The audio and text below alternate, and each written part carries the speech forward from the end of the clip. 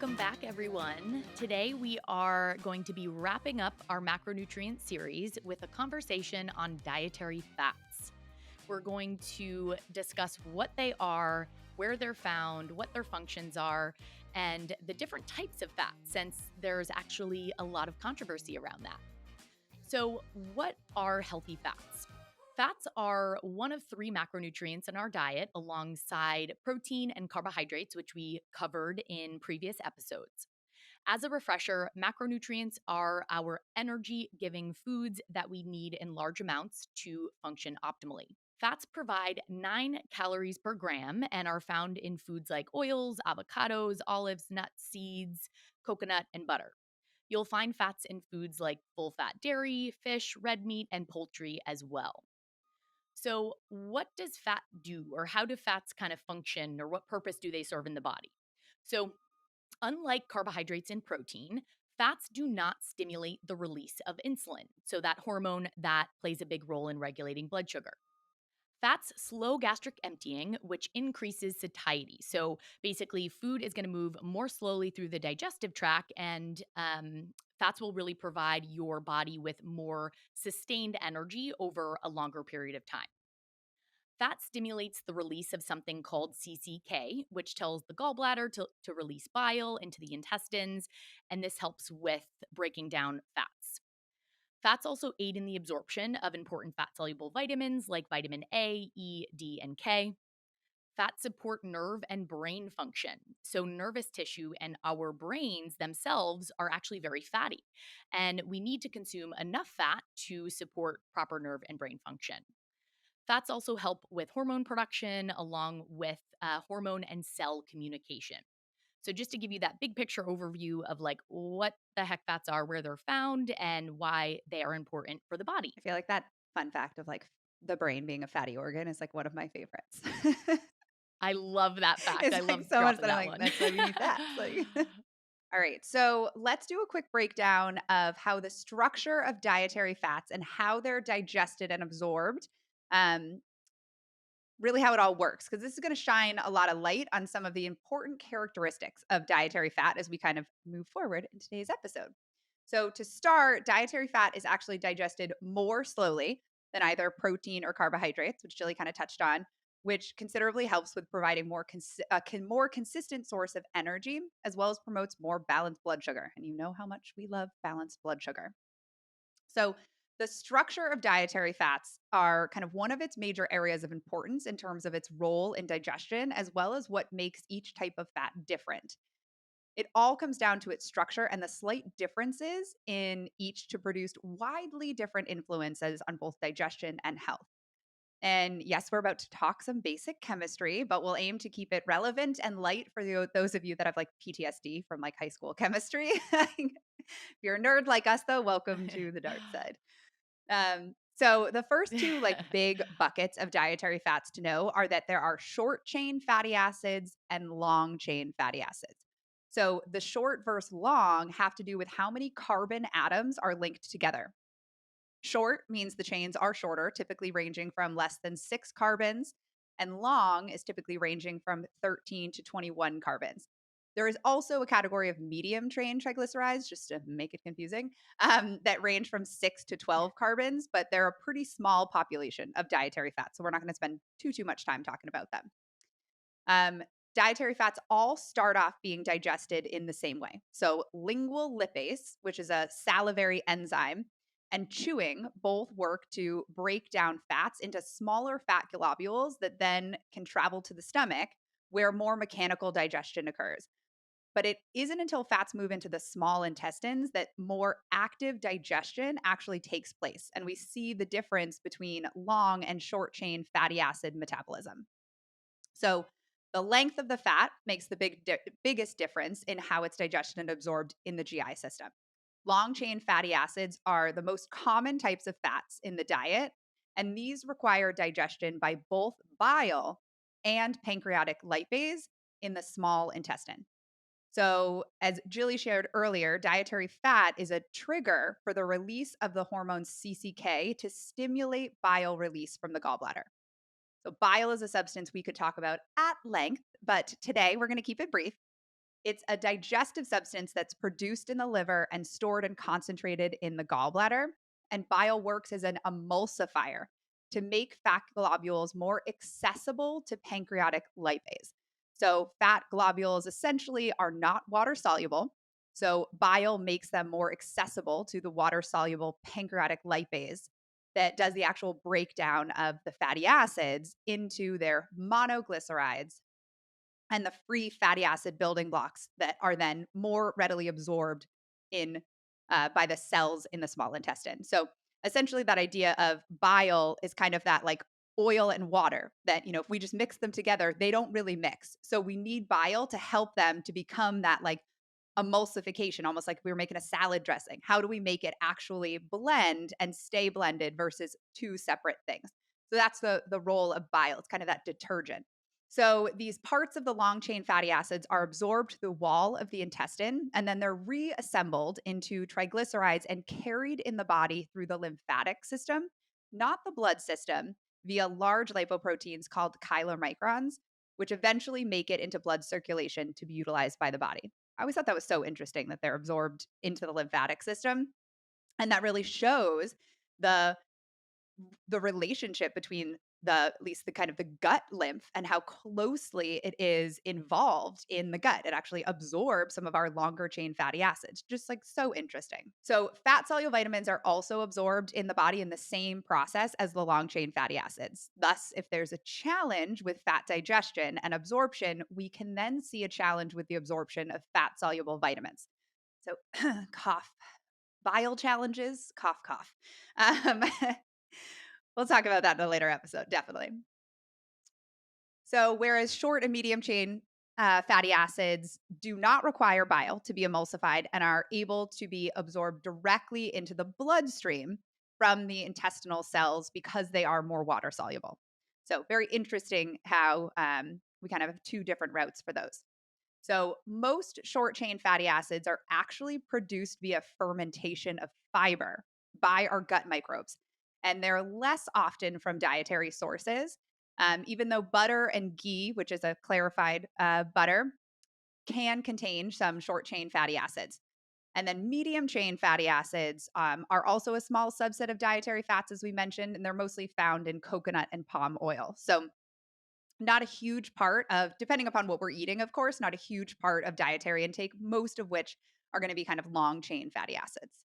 All right, so the next bucket of fat categories for long chain fatty acids is if they are an unsaturated fatty acid or a saturated fatty acid, which essentially refer to how many carbon backbones are bonded together.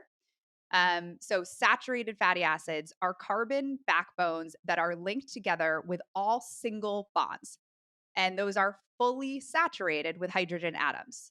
While unsaturated fatty acids have carbon backbones that contain at least one double bond. We're really talking chemistry here.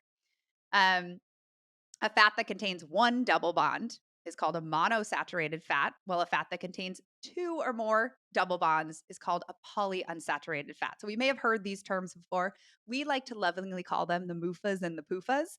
And we're going to break those down more. So these chemistry terms might not make a tremendous amount of sense right now, but we're going to speak to the relevance of them as we go through today's episode. So, really, to short kind of cliff notes to it, the presence and the location of this double bond is important to its function and role it plays in health, which again, we're going to dig into in just a little. So, in general, fats are typically grouped together in three major categories. We've got saturated fats, monounsaturated fats, and polyunsaturated fats. We're going to dive into those.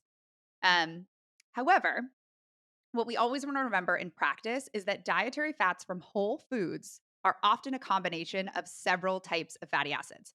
For example, coconut oil, which contains more both saturated fats and unsaturated fats, and olive oil contains both monounsaturated and polyunsaturated fats. But we typically know them as like, oh, olive oil's a monounsaturated fat. We might think about it as one type, but really it's got a collection of different types of fats. It just has a predominant higher amount of monounsaturated fats than the other. So we're not just getting one type of fat when we eat dietary fat.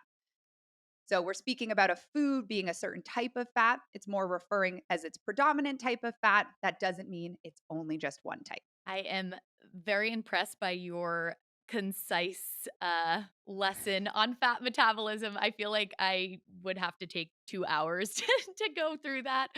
And I love how you broke that down, and I think it is really helpful for people to understand the different types, to understand like how these things are processed in the body, and it's not just fats. Fats are the same thing, fats are all absorbed in the same way. I think it's really cool to highlight these differences before, kind of teasing apart, all of these different types. So now that yeah, Just to note, that took like an aggressive amount of edits because I was like, too much, Abby, too much. Tell them what they need to know. Tell them what they need to know. Too much. I was like, oh, by the way, there's this other really interesting. I'm like, nope, nope, nope. shall we talk about Yeah. cholesterol? Nope, nope, rein it in, Yeah. rein it in. Not in this episode. Nope, for another time, another Yeah. episode. Yeah, that was a tough one, and I had to say that I'm impressed because that was very, very well said and concise, which is always great. Um, so now that we've learned a little bit about fat metabolism, let's talk more about the saturated and unsaturated fats in detail. So I want to start off by talking a bit more about saturated fat, since this is a topic we see so much confusion around, and there's so much information out there, um, in the news and social media, in our healthcare system, around saturated fats. So, saturated fat is a type of dietary fat, like Abby mentioned, and this type of dietary fat is typically solid at room temperature. Saturated fat is predominantly going to be found in foods like animal products, so meat, poultry, eggs, butter, cheese, cream, whole milk.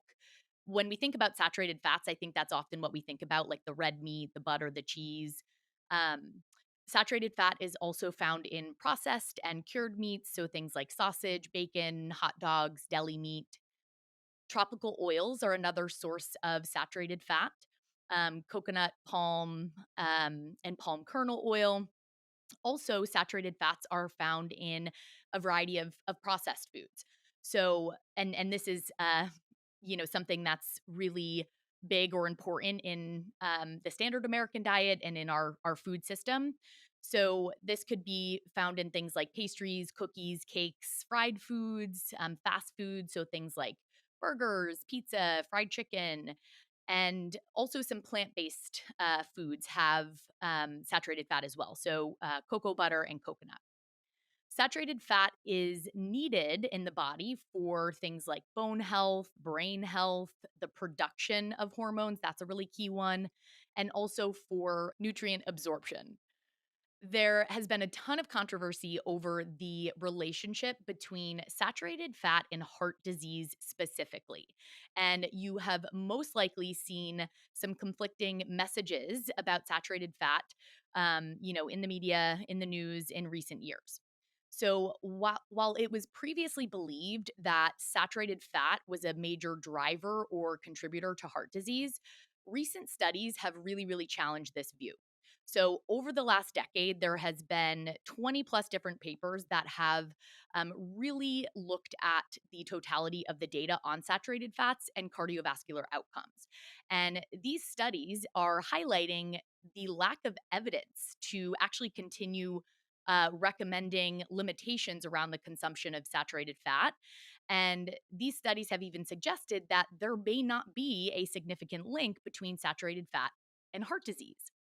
For example, a large study that was published in the American Journal of Clinical Nutrition in 2010, so this was well over a decade ago, found that there was no association between saturated fat intake and the risk of heart disease or stroke. No association. One possible explanation for some of the conflicting studies that we do have on saturated fat is that the effects of saturated fat may really depend on the specific types of foods that are being consumed. For example, saturated fat from some of the whole foods that I mentioned, like red meat, full fat dairy, um, and those whole food products, butter, are very different or may have very different health effects than saturated fat that is coming from processed meat, sugary snacks that have saturated fat and sugar combined. So basically, we can't lump all saturated fat into one category and draw this like perfect straight line in terms of the association with heart disease. So, and that's what we did, Mhm. years ago. And now we have a lot more data. Nutrition science is a young and evolving science. So we're learning a lot more. And this highlights what we had talked about also in one of our recent episodes around, foods and nutrients are not consumed in isolation, right? So we have to think about the synergistic effects of food and all of the nutrients in, the food and the diet as a whole. Another interesting study that was published in the American Journal of Clinical Nutrition in 2016 found that there was no significant association between saturated fat intake from dairy products and the risk of heart disease. And in fact, some studies have actually suggested that the consumption of full fat dairy may be associated with a reduced risk for heart disease, possibly due to the presence of other beneficial nutrients in these foods. So, important vitamins, minerals, also beneficial fatty acids. So again, this is just a helpful reminder that foods and nutrients are not consumed in isolation, and we have to kind of zoom out and tease this apart a little bit and look at the totality of the diet. And overall, the relationship I will say between saturated fat and heart disease remains a little bit controversial. We also have to consider factors like physical activity, smoking status, sleep, stress, all the other things that, impact our health. But at this time, we do feel strongly that we have enough data to recommend incorporating these whole food or minimally processed sources of saturated fat into the diet. So the key there being, the whole food, minimally processed sources and the quality. So that will be the red meat, the poultry, the eggs, the butter, the whole milk, Greek yogurt, coconut. All of these things are, all of these foods rather, are foods that Abby and I are actually encouraging our clients to incorporate because there can be a lot of potential benefits, to these food sources. Yeah, I think that's where, there's so much fear that gets created in a lot of the old adages about kind of nutrition science where it's like very like nope, don't eat any of these categories or like eliminate these foods like two, what is it, like 2 eggs a week or something, or not more than that is like some of the recommendations that we can see kind of or certainly like reducing red meats. And like quality of foods does make a difference, as we've certainly said many times before, and we'll definitely stand by that. But we do feel very confident knowing not only from the research, but also what we see in like working with clients and actually like helping them to utilize these as tools to heal their bodies. Like these are very nutrient dense and effective foods to heal the body. And, if they were, I think we would see very different things if they were root causes of these like disease states. Absolutely. And, with the big emphasis in, the past few decades on, cutting out, these different, a variety of different foods, but like lowering saturated fat intake, we have not seen positive health outcomes, or positive outcomes on chronic disease. And what happens is we're often, replacing things with more processed foods. And I think you brought up a great point about like the egg piece of things, right? Where, you know, with cholesterol, for example, early shaky studies on cholesterol kind of indicated that there was a correlation between dietary cholesterol and blood levels of cholesterol. And as research has evolved, we have debunked that and have learned that dietary cholesterol from these food sources is not increasing blood levels of cholesterol. And that we have so much data to support that the USDA guidelines, which are like the last to to change, even removed any limitations on dietary cholesterol from their recommendations for the general population. And there's a lot of people in the health space, a lot of scientists arguing for the same to happen with saturated fat. And it may be some time before that actually happens, but something I always like to, or an example I always like to give that I think is helpful to put it into perspective is that like eating a Big Mac is not the same as eating like a grass fed steak with broccoli and sweet potatoes. context, right? Sourcing, context. Yes, both of these meals have saturated fat, but we have to think about the whole picture there. Yeah. And that's when we put it in perspective like that, you're like, oh, okay, I can like understand that there's, a difference to it. And I think this is where like for the knowledge of you all listening, where it's like you might find yourself with a provider who's like did some research a decade ago and is guiding you to say like, "Hey, nope, no more than 2 eggs." And you're like, "Actually, like, I'm pretty up to date and I think that's been, retired."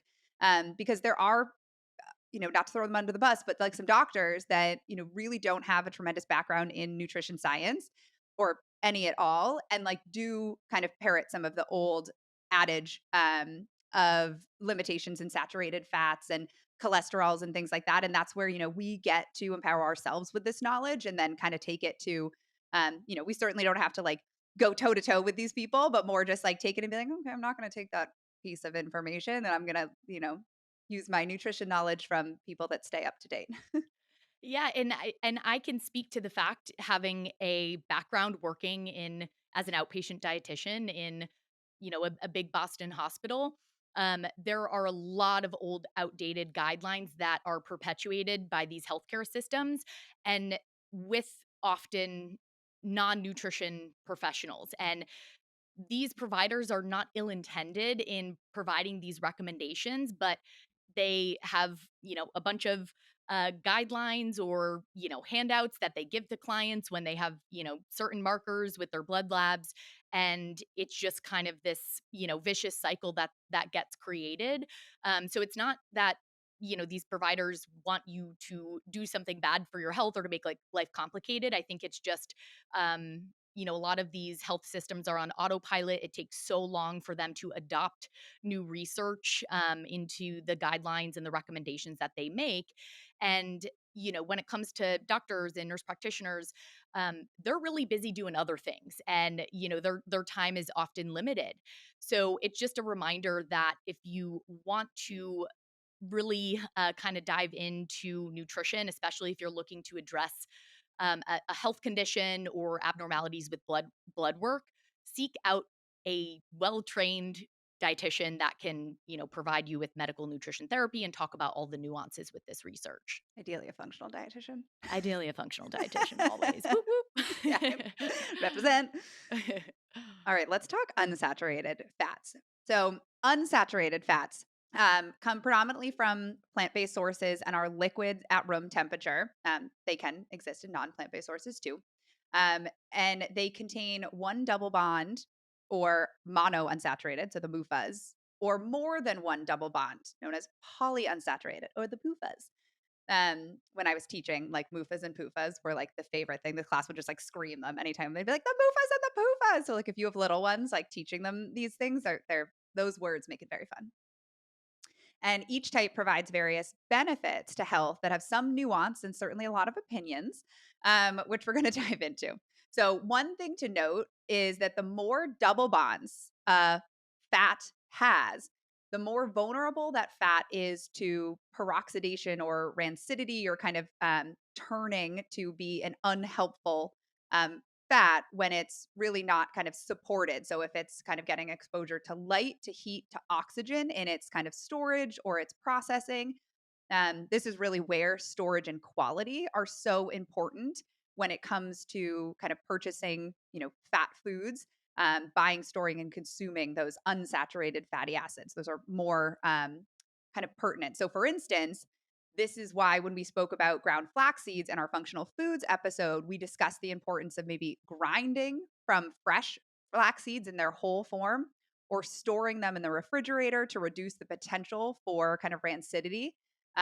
Or even how olive oils and oils are stored best in like glass bottles away from light. If you've ever kind of heard that, or even like reading the back of an olive oil, it's like store in a dark place of like, low temperature because especially when we grind nuts or seeds or extract oils from whole foods, it loses its protection from the fiber and it just becomes more delicate to just the um, kind of environment around it. So just a note. All right, so MUFAs, monounsaturated fats. So these have a single double bond and are, interestingly enough, the only type of fat that most schools of thought will agree on for their overall benefit to health. So that speaks volumes about them just right there. Everybody agrees. And most people don't, like, most of the schools of thought don't agree on anything. So these types of fats are what are found highest in like the Mediterranean diet, which I feel like a lot of people reference today and kind of know today. So this is often touted for its cardiovascular and its health benefits, just to put some perspective around the general recommendation. So generally, these recommendations, kind of from different schools of thought, will fall to recommend monounsaturated fats anywhere from like 15 to 40% of the total energy from the diet coming from those monounsaturated fats. So, depending upon kind of what school of thought we're listening to, we might hear like a really high amount or a really low amount, but all of them again are suggesting that their presence in the diet is quite beneficial. And what they're known for their benefits are really cardiovascular health and reducing the risk of cardiovascular disease and heart disease, helping to lower LDL cholesterol and reduce oxidation of those LDL cholesterol particles, lower triglyceride levels, and increase HDL cholesterol. That's kind of the quote unquote good cholesterol, even though they both have benefits. We like them both, just in the right amounts. Um, Reducing inflammation, helping to lower blood pressure. And some of our high monounsaturated food sources would be olives and olive oil, avocados and avocado oil, nuts and seeds in general. So things like almonds, walnuts, hazelnuts, macadamia nuts, and then certainly nut and seed oils like almond oil, hazelnut oil, macadamia nut oil. Um, Also, grapeseed and safflower oil. So, some of our seed oils do contain monounsaturated fatty acids. Again, not all foods are of one type of fat. So we're kind of inching into the PUFA conversation that Jilly's going to take us on. Yeah, so let's talk about our PUFAs. I love the MUFAs and PUFAs. It it never gets old, even when you're an adult. I feel like there's like a dance that should go to it, like the MUFAs and the PUFAs. You Yeah. like dance around the table or something. Yeah. Oh my gosh. So our PUFAs are polyunsaturated fats.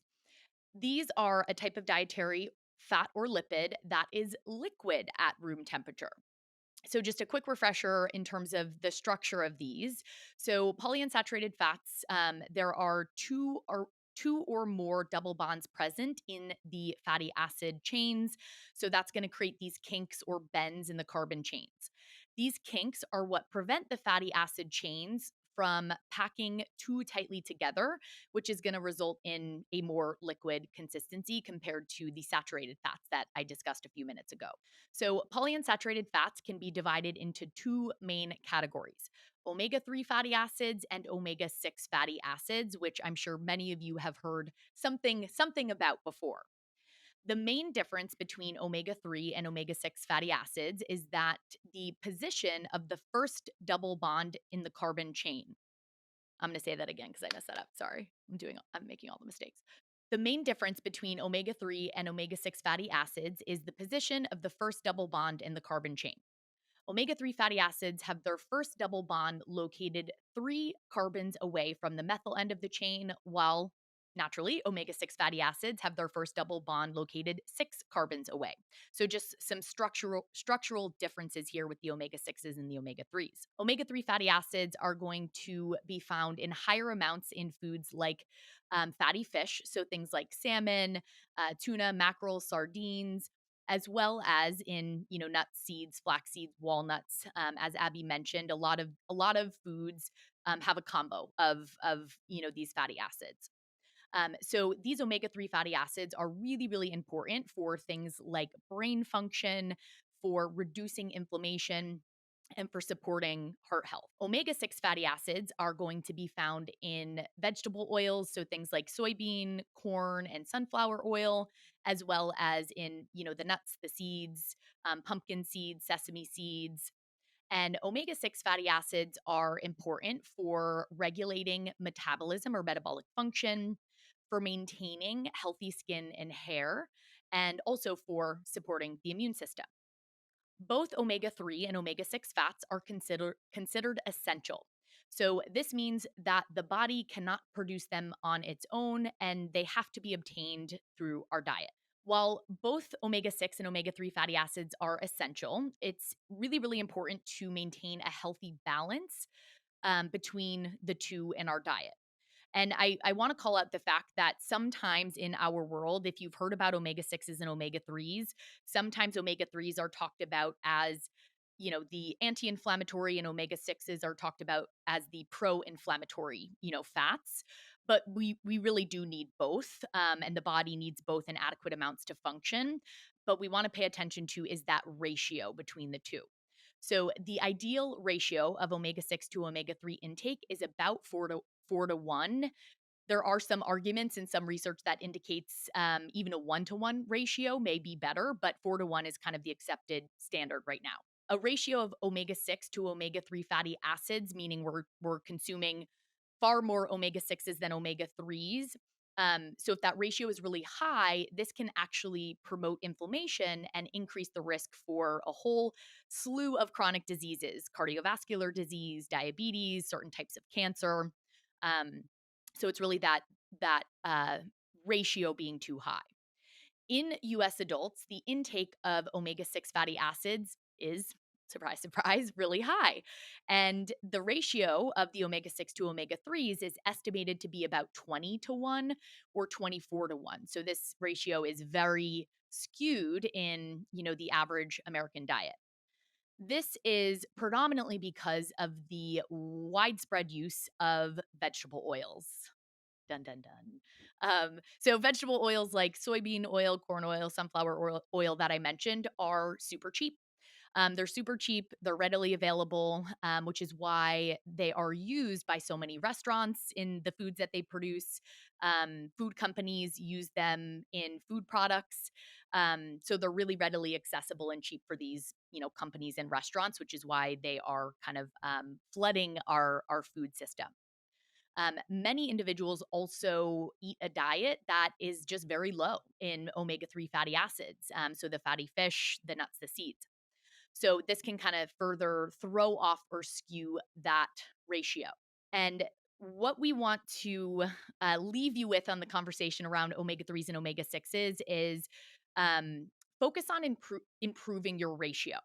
Um, I think we can get a little bit crazy when we hear some of these statistics about, consumption and the ratio being so off. And we have a couple tips that we feel are really effective that, we recommend in practice for optimizing that omega 6 to omega 3 ratio. First and foremost, increase your intake of omega 3 rich foods. Incorporate the fatty fish, salmon, sardines, mackerel, tuna into your diet, and maybe aim to increase the fatty fish consumption with the goal of getting in, fatty fish 2 to 3 days a week. Um, Also consider incorporating some of those mixed fat foods that highlight omega 3s, so the chia seeds, flax seeds, and walnuts. And aim to incorporate those regularly. That is going to be a really impactful way to improve that ratio.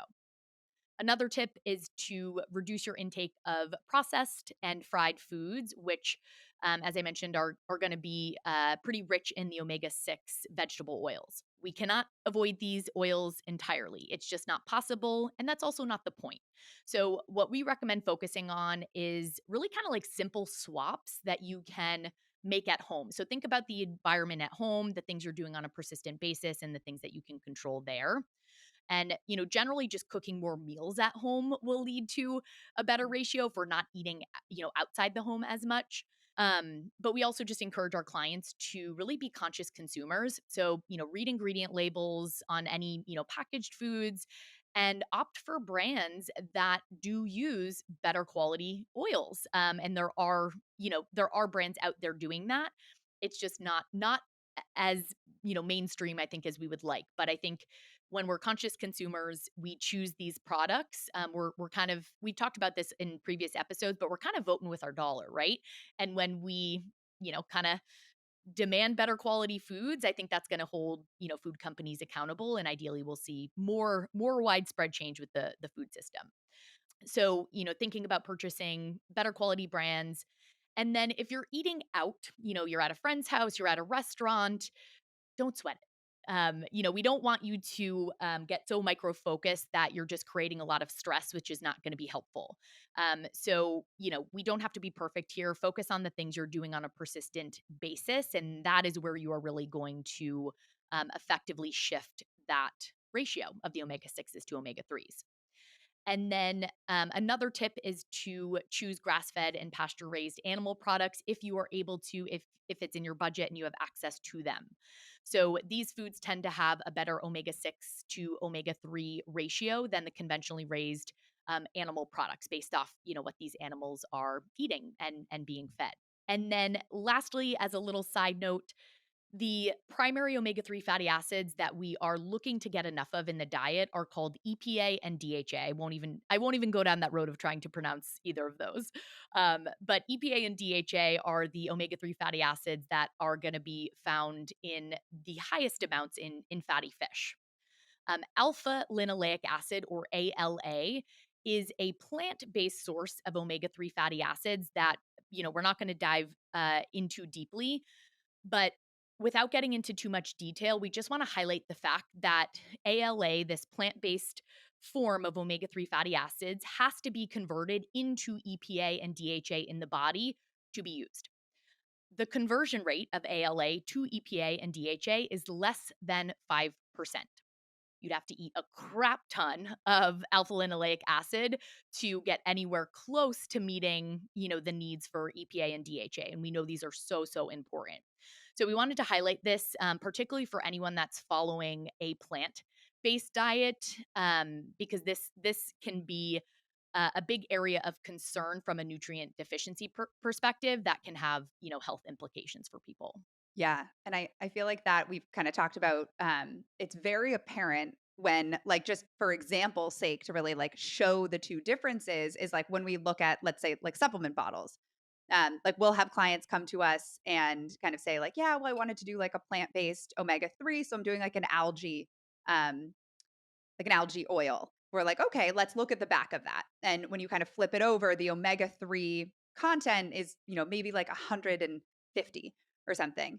Is that milligrams? I'm like blanking on. Yeah, milligrams. Yeah, perfect. I was gonna say it, and then I was like, I'm just gonna ask.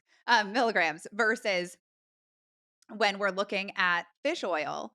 If we flip over even just a generic bottle of fish oil, even though quality is very important, but let's say like a Nordic Naturals, and we're going to see this, like, the total omega content be like 1 to 2 grams.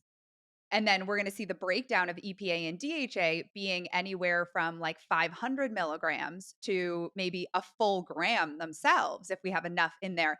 And that's still based on the same serving size. Like, we're talking about probably actually less capsules. So we're talking about like 1 to 2 capsules for the fish oil. We're talking about like 3 to 6 for the algae oil to get a fraction of those like EPA and DHA. And I think when we think about, EPA is like um more, I think about like more anti-inflammatory for the body, and the DHA is like more anti-inflammatory for the brain. DHA comes off, we think about a lot in like pregnancy and building of like babies' brains. So a lot of our clients who are kind of expecting or working to expect, like, are really, thinking about those DHEA. And so there's a big difference in what we're using, um, in terms of plant versus animal, and the amount that we're going to be getting and absorbing. I love that you call that out. And I'm thinking in my head about a specific algae, omega 3 supplement that I have recommended before, based off trying to, fill in these nutrient gaps and an individual, way back that,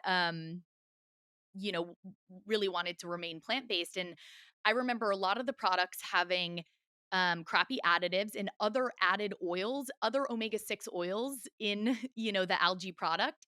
And the one that I could find that I won't like shame the brand, but the one that I could find that was sort of the best quality was um, it was 3 capsules per serving. And in order to get a gram or like, 1200 milligrams, they would have had to have 9 capsules a day.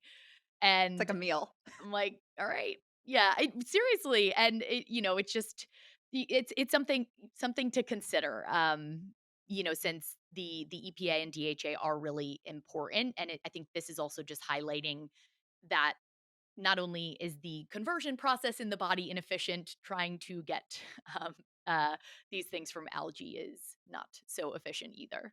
That's why we like a blend, like animal Yes. and plant. Everybody's welcome. Like the Yes. water is warm.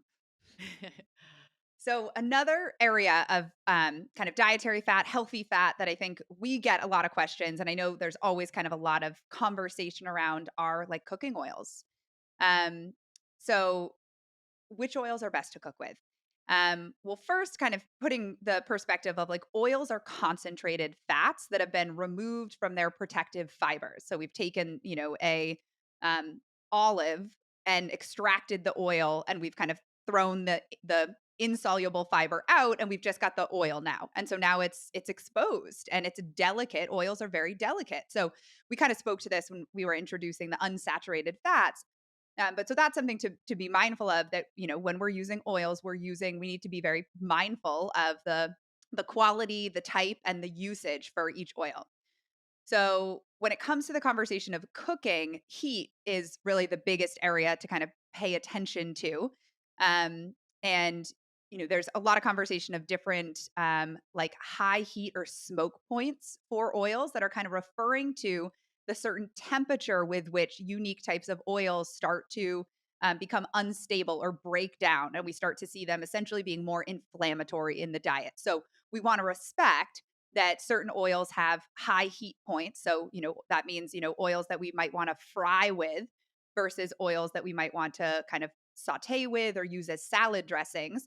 There's kind of a difference there. And the specific kind of being specific about which oils we're using in what situations.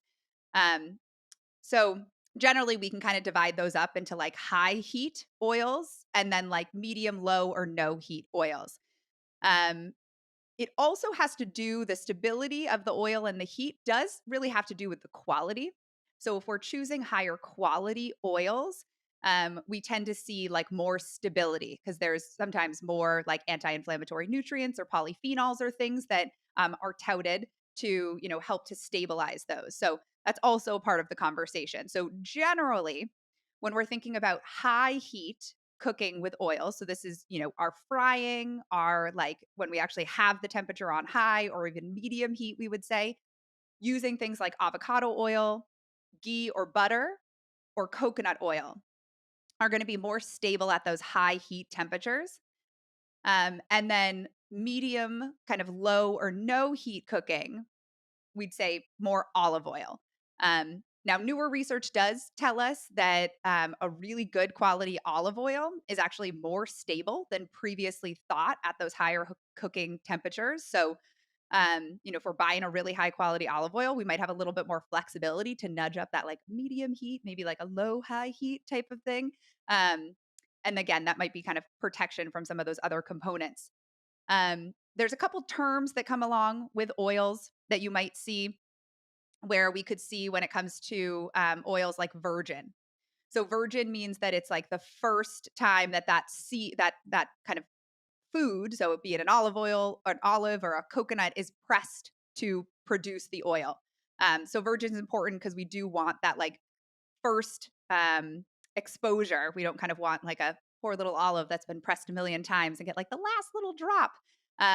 Or cold pressed. We want to make sure that there's no heat extraction or chemical extraction being used. So cold pressed means it's really just mechanical removal. So those are important when we think of coconut oil. We probably see virgin coconut oil.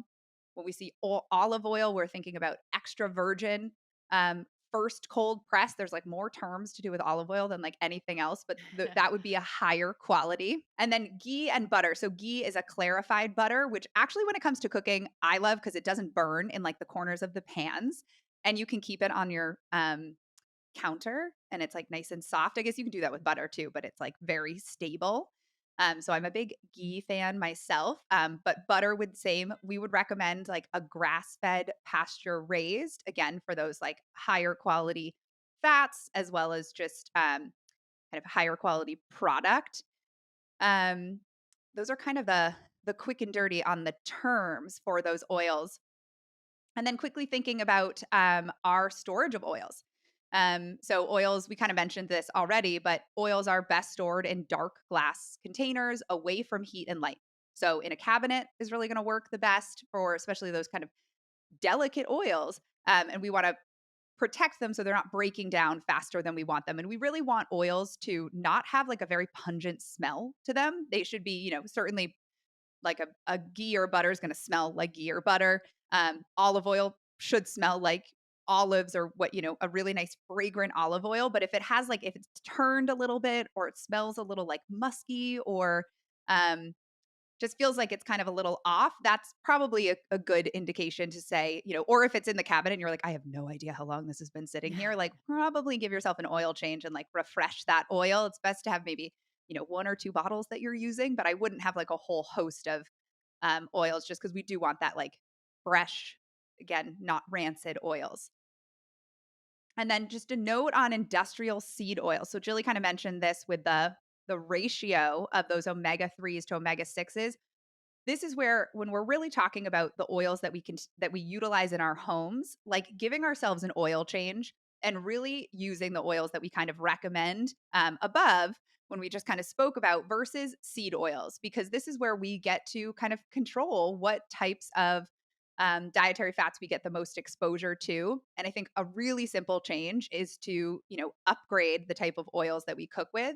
So kind of clearing out our canola oil, sunflower oil, safflower oil, rapeseed oil, soy oil, peanut oil, corn oil, vegetable oil, like not cooking with those in the home and using the alternatives that we mentioned avocado, kind of olive oil, ghee, butter, based on the flavor, of course, that you're kind of looking for. Because not only are these seed oils high in omega 6, but many of them are processed with chemical solvents to kind of extract the oils. So we're getting some exposures, things like hexanes and things that are kind of, overall damaging to health. So it's not only just the oil themselves, but some of the, methods that we get kind of exposure to them. Anything that, I mean, I guess kind of thinking of like, what are your favorite oils to like use for different cooking methods? Or I even think about like, I mean, I got like a sweet green salad the other day and like I'll use my own like olive oil, salt and pepper, or like lemon in my own home because I'm like bringing it home to eat, as opposed to like some of their salad dressings because I love me a sweet green, but they do use like rapeseed oil and things is there, which is like an omega 6 oil in their dressings, which actually just gives me heartburn. So there's a couple of reasons why I don't use it, but those are like simple changes that like I'll kind of make. Um, what about things that you might do? So I feel like the focus on oils at home is my big emphasis, and we're typically mostly cooking at home, especially during the week. My favorite oils, olive oil through and through, I love and use on so many things. Um, but ghee is also one of my favorites. I love ghee. I love the flavor that it adds to foods, like cooking eggs in ghee. I also will, even like if I'm making, I love cooking grains like in bone broth, and I'll actually like add a little ghee into That that sounds really good. for some fat and flavor, and it's like so savory and delicious. The ghee flavor, I think, is it's a very specific flavor, and I think people either love it or maybe don't love it so much. I love ghee and, could put it on, like, basically anything. So I would say olive oil and ghee are my 2 favorites, and then, my emphasis is really on, the good quality, cooking oils and fats at home, and then, if I'm at a restaurant, I'm not stressing about it. I'm gonna enjoy the food, enjoy the people, the experience, the whole environment, and, again, I think we always want to zoom out and remember that the persistent things are most important. If you are someone that mostly eats out, right? And maybe you don't cook, you don't have time to cook. Maybe that's something you're exploring more in terms of what types of oils restaurants are using. There's all sorts of like, prepared meal delivery services, some of which use great quality oils and some of which use our crappy oils. So it's just something to kind of like look into. And the emphasis is really on the things that you're eating often.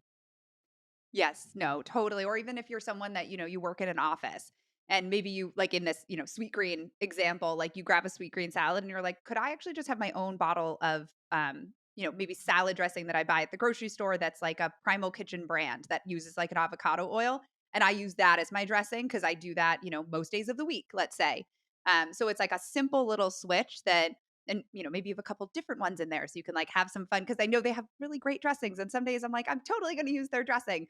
But that idea, if you're doing it regularly, like what maybe like little slight cheat tweaks that you can make to just improve those qualities as like oils kind of coming in. But I feel very much the same to Jilly of like when I'm going out to eat, I'm like that goes into my joy category. And the 80% of like cooking and eating in my home is really what I stand on. And then it's like I'm not asking where, the meat that I'm eating is from or if the fish is wild or like what oils they're cooking in. Cause like I'm there for joy. And if I can find, Boston, we're slowly getting better into the health scene. Like, I mean, shout out for like Woods Hill, big fan. Like, but when we go to Austin, it's like everywhere you go is going to tell you like at length, like the name of the cow that you're about to eat, and like like the prayer that they said over its body, and like all of these things. Which I love to know. I'd like to know all those things. I mean, yes, but it's like you ask someone here in Boston, they'd be like, "I'm sorry, what?" Because trust Yeah. me, my stepmom tries and does regularly, and we're like, You can't ask those questions; they don't know this." That's so funny.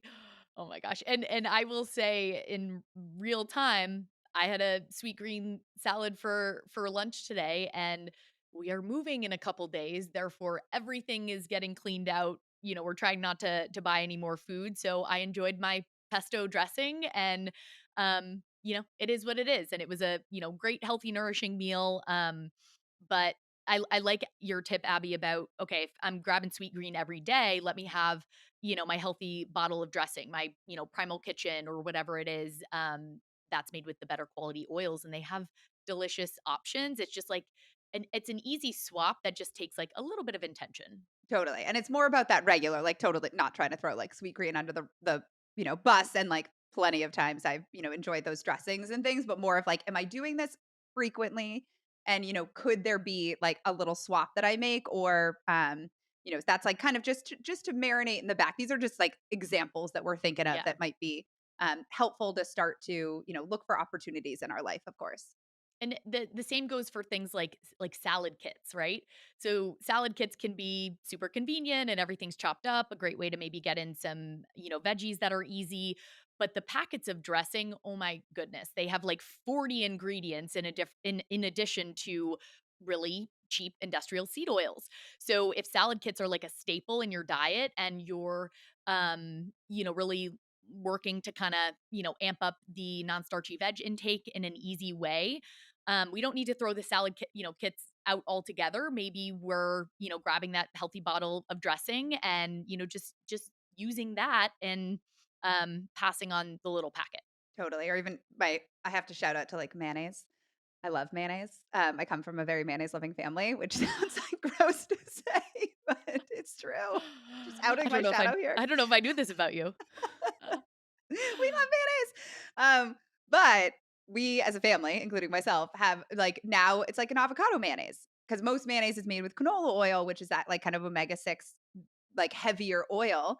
But there's, Primal Kitchen is a great brand that has kind of made that swap. And it's like I mean, maybe I've eaten it too frequently, but I don't know the difference between the two at this point, and it still gives like all the same, like hits all the same notes that I like enjoy. But it's like something like that of like, okay, when I'm, if I'm getting like a chicken salad out, again, I'm not grilling the poor person over like what type of mayonnaise they use because it's probably not avocado oil.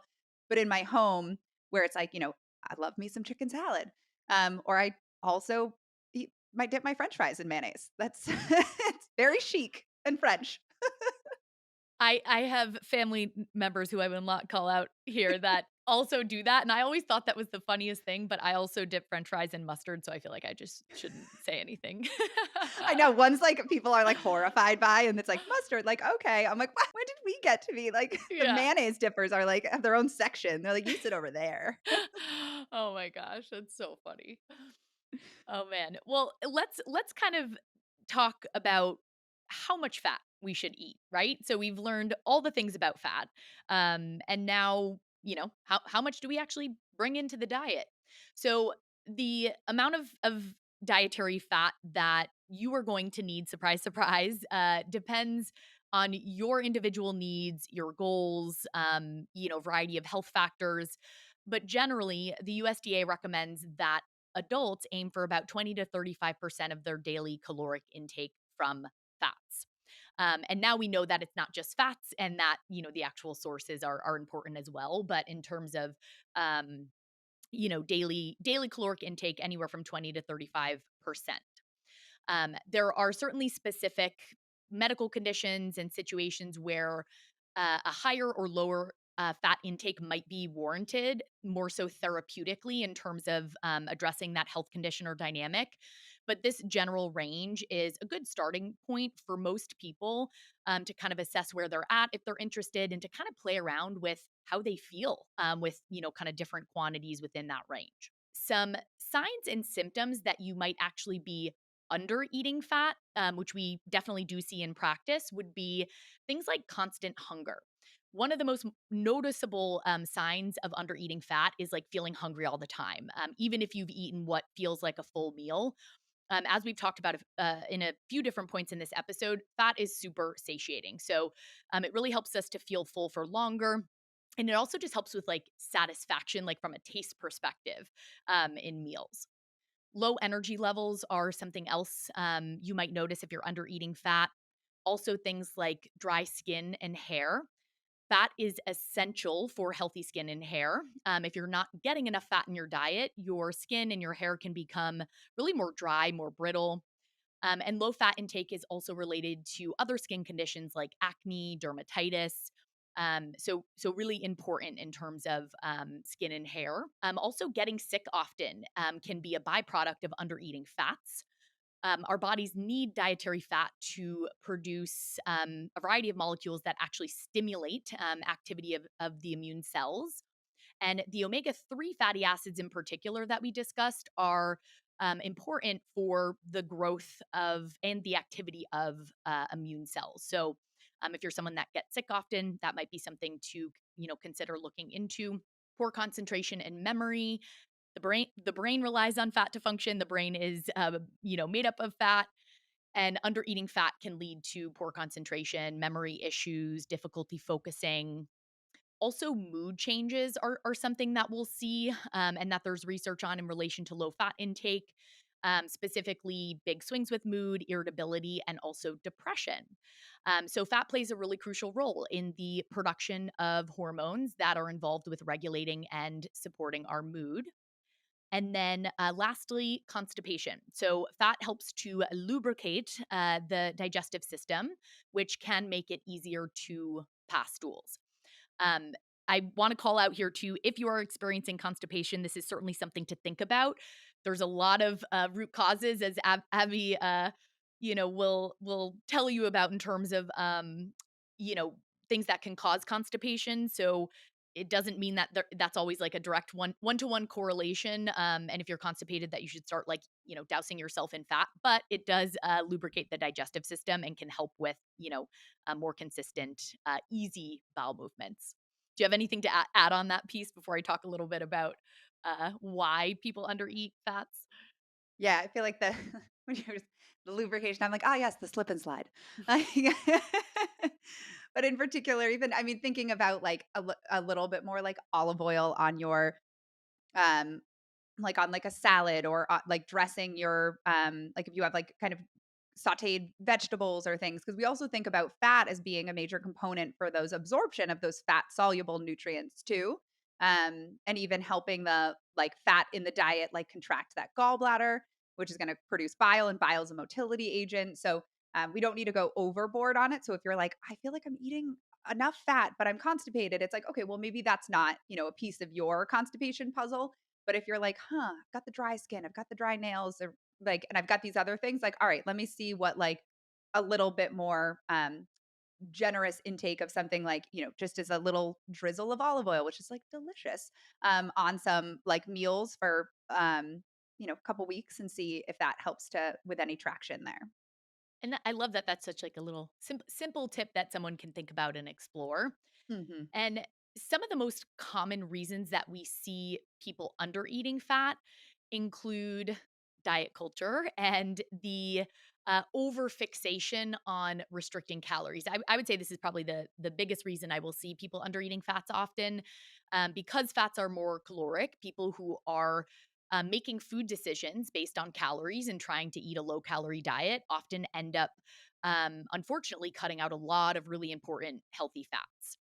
We also will see low fat intake happen kind of unintentionally or indirectly related to gallbladder and bile issues, which I feel like we got to have an episode on because we've like highlighted how much we love conversations around the gallbladder and bile. So it's about time we probably do that. But if we're having gallbladder and bile issues, this is going to impact the body's ability to digest fats properly. So in these cases, people might actually not feel well when they eat adequate amounts of fats or just higher fat meals, and therefore start to eat less or kind of have lower fat meals. So if this is relevant for you and you feel like, maybe I don't feel well from higher fat meals, how would I know? Some things that you could look for, some symptoms that might be consistent with fat malabsorption issues would be oily, greasy, foul smelling stools. Stools can also be looser, paler in color. They might actually float. Those could be some indications that you are malabsorbing fat and there might be some gallbladder bile issues at play. And on the other end of the spectrum, when individuals are over consuming fat. So we see kind of the underconsumption. And then on the other end of the spectrum, we also see the overconsumption. Symptoms of over consuming or overeating fats could be feeling overly full from meals, like really, really full from often eating like a seemingly normal size portion meal for your body, but feeling like really, really full for long, long periods of time. Also feeling tired, feeling fatigued. You may also experience nausea after eating those high fat meals. And you may also experience some diarrhea and loose stools if we're in that overconsumption category. And the most common reasons we will see people overeating fats are related to the low carb trend and the carb phobia in our world, where individuals are trying to go as low carb as possible, and they end up kind of overcompensating with fats. Also, we will see people choosing a lot of fat based like food products, often like health food products, which are nut based, seed based. So, like your almond crackers and your almond based cookies, your coconut yogurt, even things like your keto protein bars and snacks, and your keto crackers, meaning like high fat, predominantly fat food products. So these products may be made sometimes with better ingredients, but they are very dense in fats. And if we're over consuming these food products, we might be, kind of eating fats in excess, and that might not feel so great, or kind of throw off the balance, with our other important macronutrients. And then lastly, we will also see individuals following a plant based diet that are maybe trying to get more of their protein from fat sources, overeating fats. And you don't even have to be on a fully plant based diet for to be doing that, but we'll often see people trying to get their protein from peanut butter, or Yeah. other fat sources that have a little bit of protein, but you'd have to eat massive quantities in order to actually meet your protein needs.